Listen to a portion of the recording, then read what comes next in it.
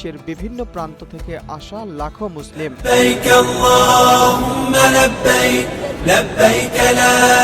শরীয়তের বিধান অনুসারে হাজিরা ৮ জিলহজ মিনায় অবস্থান করে ৫ ওয়াক্ত নামাজ আদায় করবেন। সেখানে রাত্রি যাপন শেষে ৯ জিলহজ সকালে তারা রওনা হবেন ঐতিহাসিক আরাফাতের ময়দানের উদ্দেশ্যে।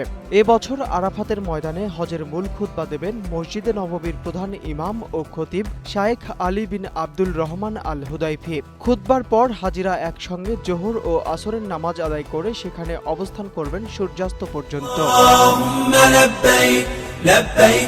৯ জিলহজ সূর্যাস্তের পর হাজিরা মুজদালিফার উদ্দেশ্যে রওনা দেবেন এবং খোলা আকাশের নিচে রাত কাটাবেন। পরের দিন ১০ জিলহজ সকালে আবার মিনায় ফিরে পশু কোরবানি, মাথা মুন্ডন এবং শয়তানকে পাথর নিক্ষেপ করবেন। ১১ ও ১২ জিলহজ হজের বাকি আনুষ্ঠানিকতা শেষে তারা মিনা ত্যাগ করবেন। সৌদি কর্তৃপক্ষের তথ্য মতে এবছর বিশ্বজুড়ে প্রায় ১৬ থেকে ১৮ লাখ মুসলমান হজ পালন করছেন। এর মধ্যে বাংলাদেশ থেকে মোট ৭৮,৫০০ হজযাত্রী পবিত্র দায়িত্ব পালনে অবস্থান করছেন সৌদি আরবে।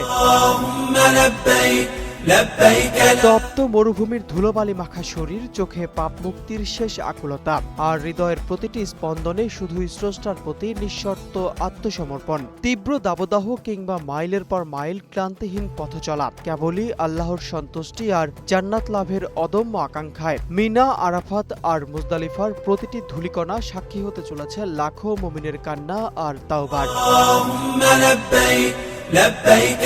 নূর ইসলাম, নিউজ ডেস্ক, গ্লোবাল টেলিভিশন।